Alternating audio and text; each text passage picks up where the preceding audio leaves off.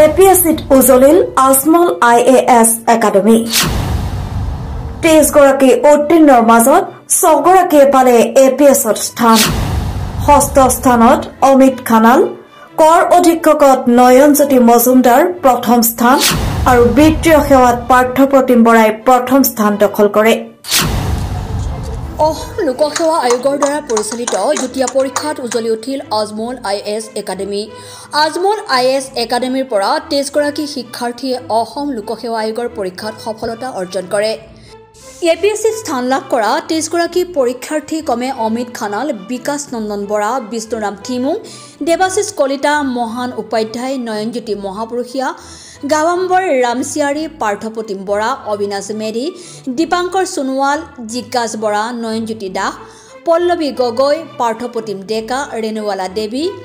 Rezaul Islam Rima Saikia Tanjima আৰফত Hussain ৱাকৰাম Kim কাবিৰ ফাশ্বতী Sonowal Rituraj Sandikoi Kunal Subba আৰু নয়নজ্যোতি মজুমদাৰ আপোনালোকে জানে আমাৰ আজমল IAS একাডেমি 2021 বৰ্ষত এষ্টাব্লিছ কৰিছিলে আজি 3 বছৰ হৈছে আৰু তাৰ আগতেও আমাৰ প্ৰগ্ৰামটো চলি আছিল আমি ইয়াৰ পৰা 20 জনকৈ ছাত্ৰ দিল্লীলৈ পঠাইছিলোঁ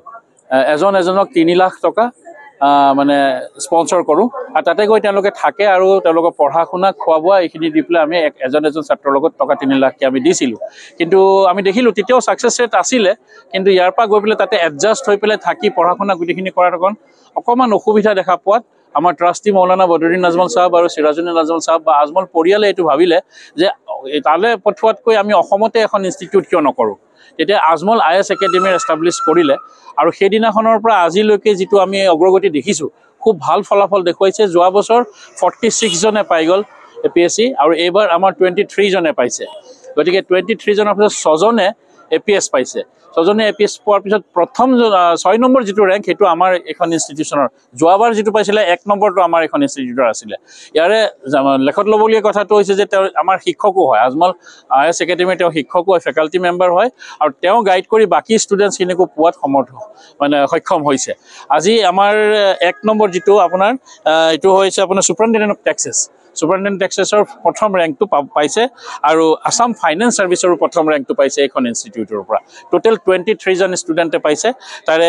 ফাইনেন্স ছাৰ্ভিচত 2 জনে পাইছে পুলিচ ছাৰ্ভিচত APSত 6 জনে পাইছে আৰু এছিষ্টেণ্ট অডিট একাউণ্টছ অফিচাৰ 11 জনে পাইছে 3 জনে পাইছে আপোনাৰ ইনস্পেক্টিং অডিটৰ এলিমেণ্টাৰী এডুকেশ্যনৰ আৰু এজন চুপাৰিনটেণ্ডেণ্ট অফ টেক্সেছ এই 23 জন এই গোটেইখিনি আমি আমাৰ যিখিনি শিক্ষক তেওঁলোকৰ দিনে ৰাতিয়ে যিখিনি মানে কষ্ট কৰিছে ষ্টুডেণ্টসকলৰ লগত আৰু ষ্টুডেণ্টসকলেও সেইখিনি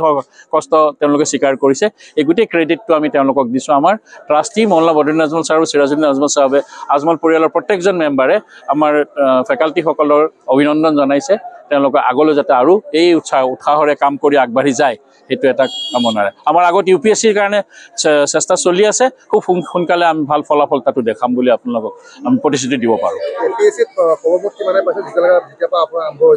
আজিলৈকে 111 জন কেণ্ডিডেটে আমাৰ বিভিন্ন ধৰণৰ পোষ্টত আমাৰ পাইছে এতিয়ালৈকে আজমল IAS একাডেমিৰ পৰা সেইটো আমাৰ এটা সৰ্বমুঠ যিটো ৰিজাল্ট হয় মোৰ থাৰ্ড ইণ্টাৰভিউ আছিলে আৰু মই থাৰ্ড ইণ্টাৰভিউত মই APSC পৰীক্ষা ক্ৰেক কৰিবলৈ সক্ষম হৈছোঁ তাৰ পূৰ্বে মই UPSC পৰীক্ষাৰ প্ৰস্তুতি চলাইছিলোঁ আৰু 3বাৰকৈ মেইন শিকিবলৈ সক্ষম হৈছিলোঁ আৰু বৰ্তমানে মই আজমল IAS একাডেমিত চিনিয়ৰ ফেকাল্টি হিচাপে কৰ্মৰত আৰু ইয়াত যোনখিনি মই পঢ়াবলৈ প্ৰস্তুতি চলাইছিলোঁ ডিছকাশ্যন কপি চেকিং মই ভাবোঁ সেইখিনিয়ে মোক যথেষ্টখিনি হেল্প কৰিছে টু ক্ৰেক দিছ ইয়াৰ্ছ এক্সাম আৰু লগতে মই মোৰ পৰীক্ষাৰ কাৰণে যোনখিনি প্ৰস্তুতিৰ অনুপ্ৰেৰণা গ্ৰেজুৱেশ্যনৰ পাছত পাইছিলোঁ মোৰ এক্সপ'জাৰ যোনখিনি মই পাইছিলোঁ আফটাৰ গ্ৰেজুৱেশ্যন মোৰ লগৰসকল সিহঁতক মই ধন্যবাদ আৰু কৃতজ্ঞতা জ্ঞাপন কৰিব বিচাৰিছোঁ তেখেতৰ কাৰণে মই এই এক্সামৰ কাৰণে প্ৰিপেৰেশ্যন কৰিবৰ কাৰণে অনুপ্ৰেৰণা পাইছিলোঁ এইখিনি কথাষাৰ কৈয়ে মই মোৰ বক্তব্যটো শেষ কৰিছোঁ ধন্যবাদ ইয়াৰে 6 গৰাকীয়ে APS 2 গৰাকীয়ে বিত্তীয় সেৱাত কৰ অধীক্ষকত 11 গৰাকী সহকাৰী গাণনিক বিষয়াত আৰু 1 গৰাকীয়ে প্ৰাথমিক শিক্ষা বিভাগৰ ইনস্পেক্টিং অডিট পদত চাকৰি লাভ কৰে আজমল IAS একাডেমিৰ পৰা সফলতা অৰ্জন কৰা প্ৰতিগৰাকী শিক্ষাৰ্থীলৈ অভিনন্দন জ্ঞাপন কৰে আজমল ফাউণ্ডেশ্যনৰ ন্যাসৰক্ষীদ্বয় মৌলানা বদৰুদ্দিন আজমল সিৰাজুদ্দিন আজমলৰ লগতে আজমলৰ পৰিয়ালসমূহ সদস্যই ব্যুৰ ৰিপৰ্ট অপৰূপা টিভি। প্ৰিয় দৰ্শক, আপোনাক অপৰূপা টিভিৰ তৰফৰ পৰা বিনম্ৰভাৱে অনুৰোধ কৰিছোঁ, এই চেনেলটো আপুনি ছাবস্ক্ৰাইব, শ্বেয়াৰ, ফলোইং, লাইক আৰু কমেণ্ট কৰি লগতে কাষতে থকা বেল আইকনটো ক্লিক কৰি আমাক আপুনি সহায় কৰে যেন।